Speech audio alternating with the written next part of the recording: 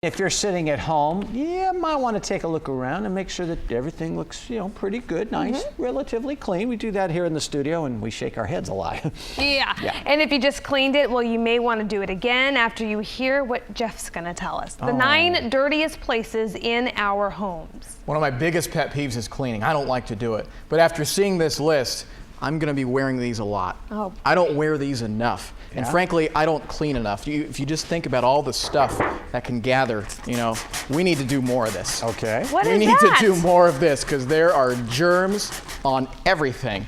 And you just got to make sure you wipe and you clean constantly. Why do I keep a platter here? Well, I like to have appetizers during the commercial breaks, mozzarella sticks, cocktail wieners, that sort of thing. But dirtiest places, you would think toilet might be on the list inside your home. How about this toilet that we found on YouTube? Oh my goodness. That's disgusting. I can assure you, this is not mine. Okay. This was spotted by someone who says, quote, I stumbled into this unisex restroom in some old disgusting foundry in Cincinnati. It didn't stink, but it was absolutely disgusting in pretty much every other measure. The next time someone tells you that their bathroom is an utter disaster, show him or her this video. So it can get worse. But I should tell you guys, the toilet didn't make the list of dirtiest places in your home. So let's go through the list of places that did make it. Number 1, kitchen sink.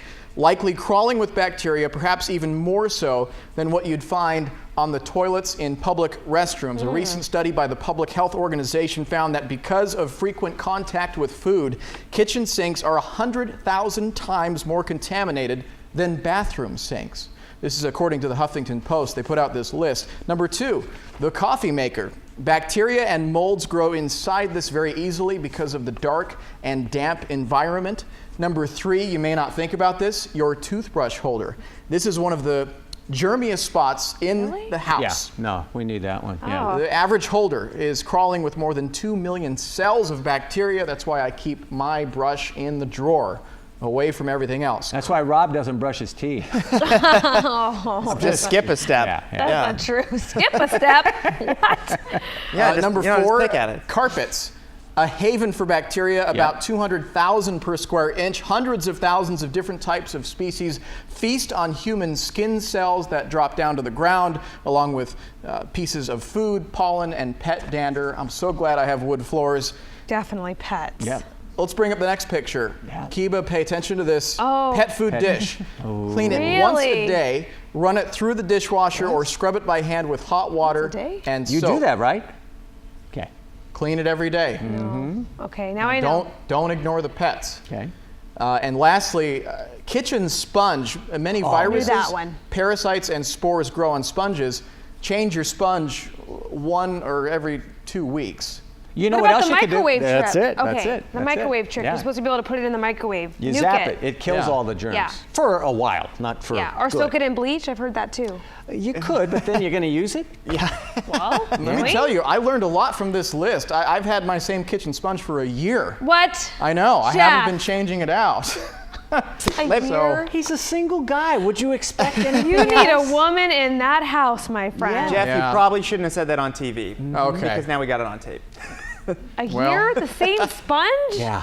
I don't have much to clean. I've got 1 fork, 1 spoon, 1 knife. And what you do isn't clean after you put that sponge on. Right. Yeah. Thank you, Jeff. Sure. Now we all know. Yes. Okay. I'm afraid about Maher's moments. Jeff, don't spray that up. My last segment Where's is the just paper towel? No, it has turned me into like a Howard Hughes. I am just such a germaphobe right now. That's a kitchen brush. I know, but you're right. You pointed that out to me. This is the kitchen brush, and Can I see that, please? I'll be replacing kitchen brush. I'll be replacing Yeah, the one I used to use every morning to clean out my oatmeal bowl. I apologize. Everyone in the Newston building, don't use this. It's been on the floor.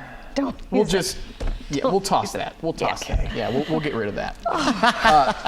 Here's what we're showing from Maher's Moments. You're going to like this. We teased it. Dominoes. It's fun. I tried this as a kid, and it's fun up until you put a lot of dominoes out there, and then you mess up. You knock one down, and then you mess it all up. These guys couldn't mess up because this was for a Guinness World Record. Take a look.